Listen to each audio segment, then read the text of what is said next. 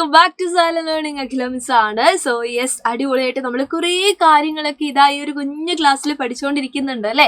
അപ്പോൾ ഇന്ന് മിസ് വന്നിരിക്കുന്നത് നമുക്ക് പഠിക്കാനുള്ളതുമായിട്ട് ബന്ധപ്പെട്ട വളരെ പ്രധാനപ്പെട്ട ഒരു പ്രവർത്തനം നിങ്ങളുമായിട്ട് ഡിസ്കസ് ചെയ്യാൻ വേണ്ടിയിട്ടാണ്.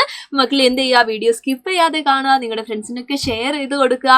അത് മാത്രമല്ല നിങ്ങളായിട്ട് എന്ത് ചെയ്യാൻ ശ്രമിക്കുക, ആൻസേഴ്സ് ഒക്കെ പറയാനായിട്ട് ശ്രമിക്കുകയും ചെയ്യുക കേട്ടോ. അപ്പോൾ അതവിടെ നോക്കിയോ, ഇവിടെ കുറേ ആളുകളെ കാണുന്നുണ്ട് അല്ലേ. നമ്മുടെ ആഹാരവുമായിട്ട് ബന്ധപ്പെട്ട ഒരു ക്വസ്റ്റ്യൻ ആണ്. അപ്പൊ നിങ്ങൾക്ക് നോക്കിയാൽ കാണാം കുറേ ചിത്രങ്ങളുണ്ട്. അപ്പൊ ഇത് ആരൊക്കെയാണ് ആഹാര സാധനങ്ങൾ പറയുന്ന സമയത്ത്? അത് നമ്മുടെ പഴംപൊരിയാണ്, കൊഴുക്കട്ടയുണ്ട് അല്ലെ, ഉള്ളിൽ ശർക്കരയൊക്കെ നിറച്ചിട്ടുള്ള നമ്മള് എന്താണ് വൈകുന്നേരം ചായക്കൊക്കെ ചിലപ്പോൾ വീട്ടിൽ പാരന്റ്സ് ഒക്കെ ഉണ്ടാക്കി തരാറുണ്ടാവും. അപ്പൊ നമ്മുടെ കൊഴുക്കട്ടയുണ്ട്, അതുപോലെ നമ്മുടെ ഇലയടയുണ്ട്, പരിപ്പ് വടയുണ്ട്, വട്ടയപ്പം ഉണ്ട്, അതുപോലെ തന്നെ എന്താണ് നെയ്യപ്പം ഉണ്ട് അല്ലെ. നമ്മുടെ ചോദ്യം എന്താണെന്ന് അറിയാവോ?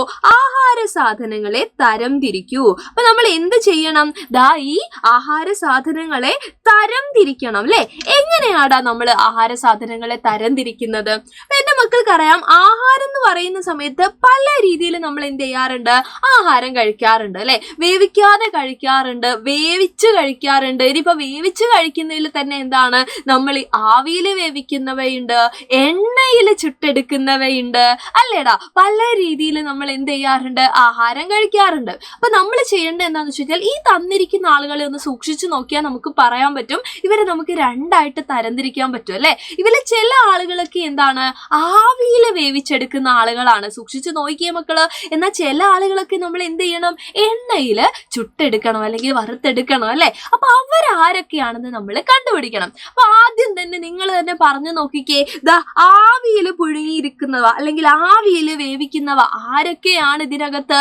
ദാ നമ്മുടെ കൊഴുക്കട്ടയാവട്ടെ, ഇലയടയാവട്ടെ, വട്ടയപ്പം ആവട്ടെ അല്ലെ. ഇതാ ചിത്രം നോക്കിക്കഴിഞ്ഞാൽ ഒന്നുകൂടെ നിങ്ങൾക്ക് മനസ്സിലാവും. ഇതാ കൊഴുക്കട്ട, ഇലയട, വട്ടയപ്പം. ഇവർ മൂന്ന് പേരും എന്താണ്, ആവിയിൽ വേവിച്ചെടുക്കുന്ന ആളുകളാണ് അല്ലെ. അവർക്ക് നമുക്ക് എണ്ണയുടെ ഒന്നും ആവശ്യമില്ല.